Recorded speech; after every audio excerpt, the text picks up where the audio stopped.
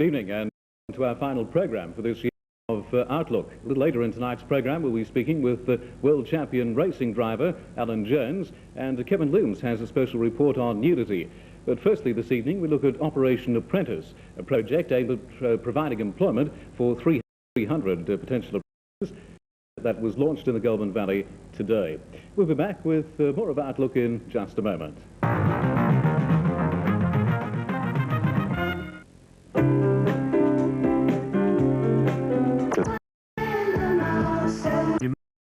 Continues with the Victorian Police Band recital in the Square, the opening of the squash courts in the Lakeside Village by Members of Parliament this Friday, the 28th of November, with the busking competitions and entertainment in the streets on Friday evening, followed by a family night at the Lakeside Village on Saturday the 29th.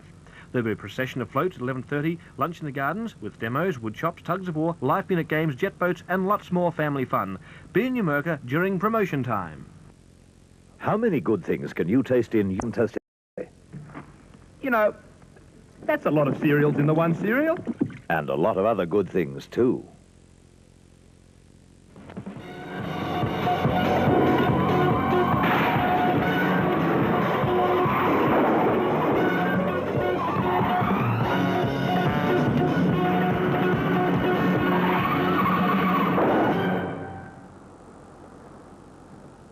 Nightingale, next in Chips, Friday night at 9 o'clock on Channel 6.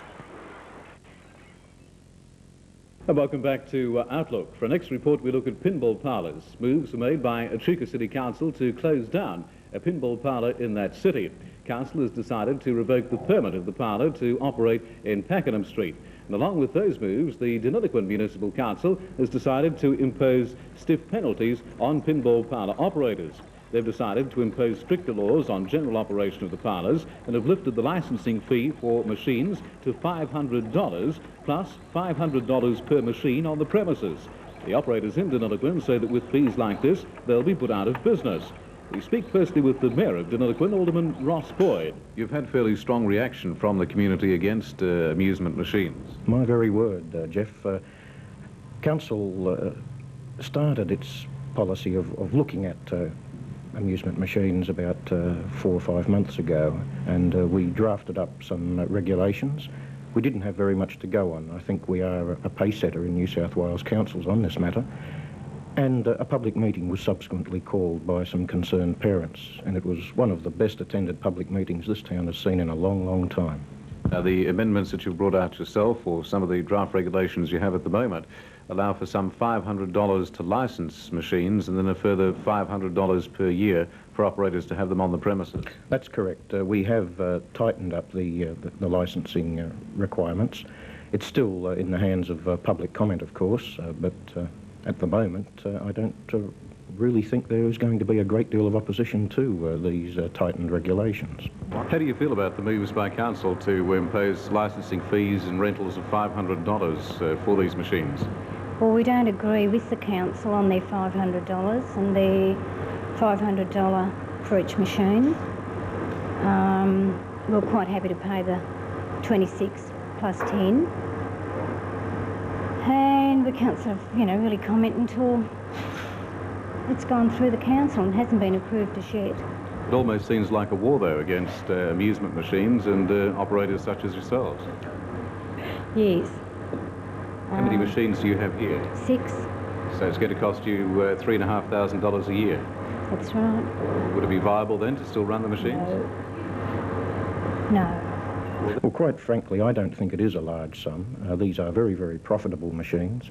They're not taxed in the way that poker machines are, for example. They're taxed very, very heavily indeed, and they're still quite popular. I don't think they are too heavy. And I might make a further point on the fees themselves.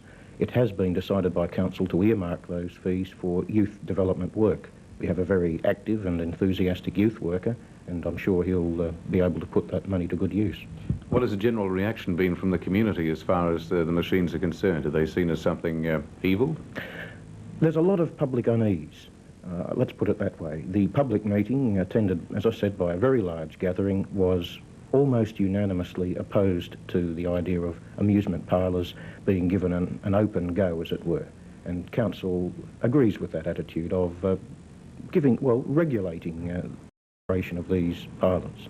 Do you think that they create any disturbance having the machines here? What's been your experience? No, it hasn't. It's been really good. We haven't had any problems. The kids that come in and play have been really good, well behaved. It's under supervision all the time, either myself or my husband. What did the kids do before they played the machines? Roamed the streets, had parties over in the park. As I said, we're trying to prevent a problem from arising. I'm fully aware that a lot of young people do enjoy playing these machines, and I don't really think there's anything intrinsically wrong with that, provided these other outside influences. Looks like a case of the local government cracking down on amusement parlours. Allan Jones, a name now familiar to most Australians. He's reached the peak in motor racing, having taken out the Drivers' Championship and more recently the Australian Grand Prix. Allan Jones has been the first Australian to take out such titles since Sir Jack Brabham did so in the late 50s, early 60s. Well, Allan Jones now lives on a property near Yea, which he recently purchased. There he's resting at the moment before returning overseas to motor racing. He visited Shepparton this week to open a new Leyland dealership. It was there that David Stewart for Outlook spoke with Allan Jones. You've just recently purchased a property in Yea. Do you eventually plan to retire there? Yes, eventually, when I retire from motor racing altogether, I will come back and spend as much time as possible there. Now, whilst on the subject of retirement, you've reached the ultimate of any racing of being the world champion. So have you thought very seriously about the retirement? I haven't at the moment. In straight terms of actual retirement, I haven't, but I'm obviously thinking that maybe 4 or 5 years up the road I'll stop Formula 1 racing or international racing, and then that's why I'm getting myself organised now. I'm sort of trying to get myself organised in such a way that instead of when I do retire I have to come back and do it all overnight, I'll do it gradually over the years, so when I do retire, hopefully I can just sort of fall into something I've already set up. So it's really more of a process of just changing your lifestyle over a period of years. That's right. Of course, your recent win in the Australian Grand Prix, how important personally was this to you? Well, I think it was, well, I don't think, I know it was very important to me because obviously the World Championship is far more important, or any European Grand Prix for that matter is more important financially or even status-wise, but the Australian Grand Prix to me personally meant a tremendous amount because it was something that my father won in 1959, and it's an ambition I've nursed for ever since I was knee-high to a grasshopper, so it really meant a lot to me. So great personal significance in that. Oh, yeah. Well, currently back to more, business problems like Formula 1 motor racing overseas in a state of turmoil with the instructors and the governing body of the sport fighting for control.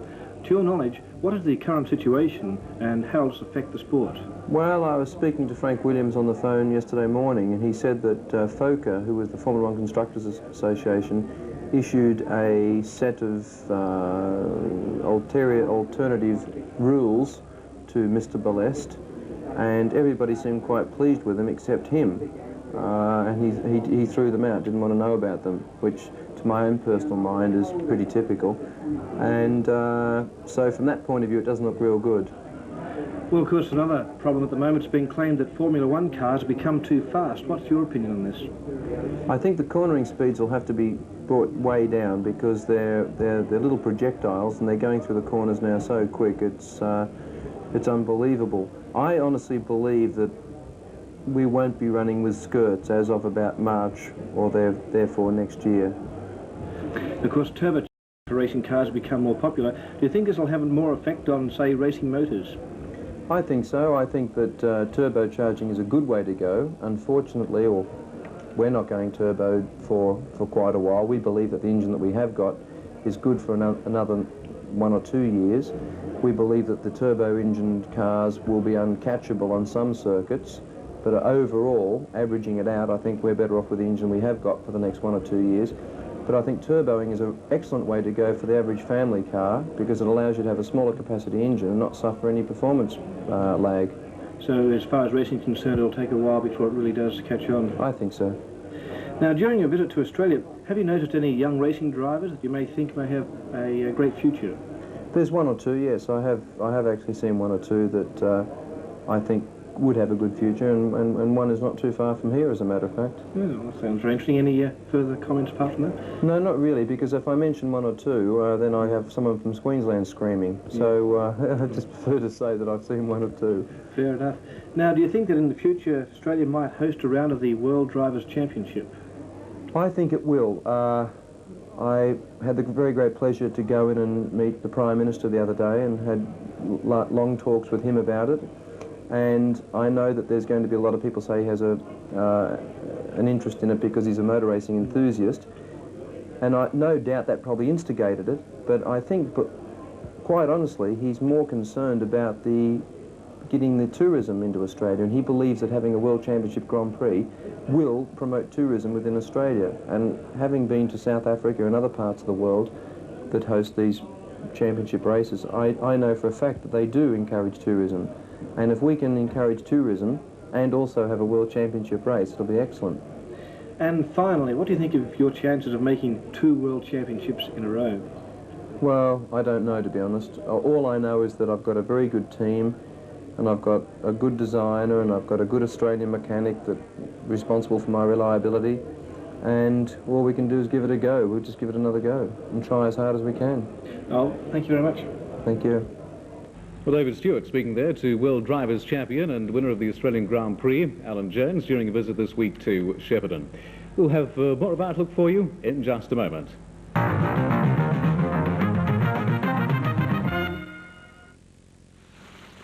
Yes, it's barbecue and easy living time again. And with farmland meat, beautiful farmland meat from Coles New World, you're assured of unsurpassed taste, freshness, tenderness. It's farmland meat like this that turns you into a great chef. Look at the savings on farmland meat. This summer, what we want is a bit of peace and quiet. You're getting more bites from the flies and mozzies. Shh.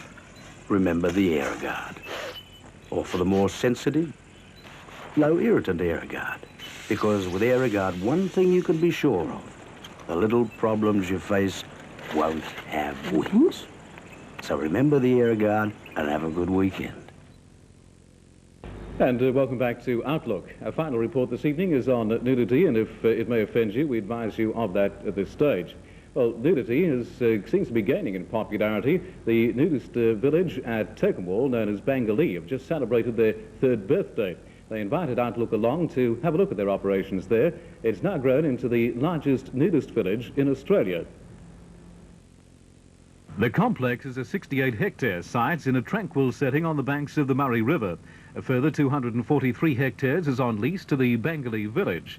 Some 124 powered campsites are available, with hundreds more unpowered sites also available. The village features several permanent cottages, a large man-made lake, and many other top-class facilities. At any weekend, some 50 families avail themselves of the amenities. During the holiday season, this number grows to many hundreds. The Bangalee nudist village is run by Mr. Frank Reed, and Kevin Looms for Outlook visited Bangalee and firstly asked Frank Reed if the general public was still opposed to nudity. Yes, I think that, whereas I hate the word opposition because I think that it's a very negative attitude, but whereas in the past we did get some religious groups opposing us, now we have part of the clergy coming here. We have a lot of good Christian people that come here. I'm one of them. You know, I don't think that on that part of it, we just about eliminated that.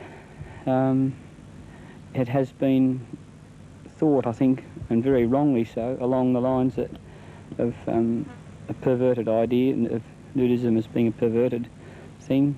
And people are starting to realise now that it's just a natural thing with you wouldn't find nicer people anywhere. Do you find that there's a lot of people who would love to come along to a camp such as this, but perhaps have reservations of their friends and whoever they know may sort of condemn them? We do have that one, and unfortunately I don't know why people are so concerned about in that area, because usually you find, or at least quite often we've found anyway, that a secret nudist, as we call them, finds his friend next door has been a secret nudist for a number of years, and all of a sudden they find out one day they meet here. Obviously you have a very matured outlook on the situation, but what about young children who perhaps are growing up, discovering perhaps things like sex? Do you think perhaps it could have a detrimental effect on them? Just the reverse, Kevin. I can't emphasise that stronger. I see this, I see the kids walking around here, the teenagers, and the kids growing up to puberty. I see how they behave, and then I see the kids in the streets looking for something to do, boys and groups of boys walking down the main street trying to impress the girls, and groups of girls doing the same thing, with all their makeup and all the things that they have on. And to me, it's all so unnecessary. When they meet here, they just meet as people. That probably sounds strange to people that are not used to nudity, but it looks, when a person hasn't any clothes on, and they're used to that, it just looks as if they do have clothes on. And they do tend to mature quicker, but they have much more respect for one another in the opposite sex. Why have you chosen this style of life, though? For the freedom, basically. We brought our children up as nudists, and they've really good. They've just turned out to be terrific kids. All the nudist children are. Why do you say that, though? Why? Oh, they have a different outlook on life. Such as? Oh, they don't have the hang-ups that children from normal society have. They grow up with a better outlook on life, definitely. Well, we've always been very free, even before we joined the movement, haven't we?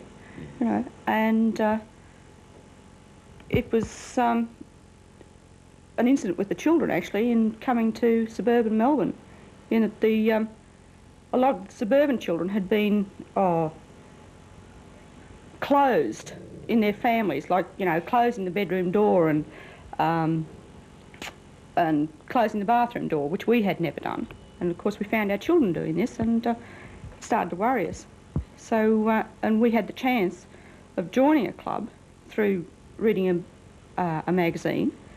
We discussed it with the children, and they said, oh well, they'd give it a go. And we joined it, and they've never looked back. They enjoyed it as much as what we do. And it's really been marvellous. Could you tell us about your very first experience as a nudist? Were you embarrassed with other people, strangers? Yes. It was at Summers Beach in Victoria. We walked down the beach, and there was just so many nudists there, and we were the only ones dressed. And I was embarrassed because I had clothes on. But the minute we took our clothes off, everyone just accepted us, and that was that. What satisfaction do you get, though, as being a nudist? Satisfaction, gosh. I mean, why have you made the choice to come to a camp such as this? Well, it's unique, and it's... Why is it unique? Well, it's a one of a kind, isn't it? The people are wonderful. I love the sun. You don't have to wear bathers. Do most of your friends know that you come to a nudist camp? Sorry, all of my friends. My mother, family, everybody. Have they made comments at all? No. Some of them say, oh, I don't think I could do it. Others have said the same thing and then come to see us and eventually come back as a nudist themselves. Do you think a lot of people would like to do it, but perhaps have reservations? Definitely, yes. Well, what advice would you give them? Come out and try it. Bob, what does nudism mean to you?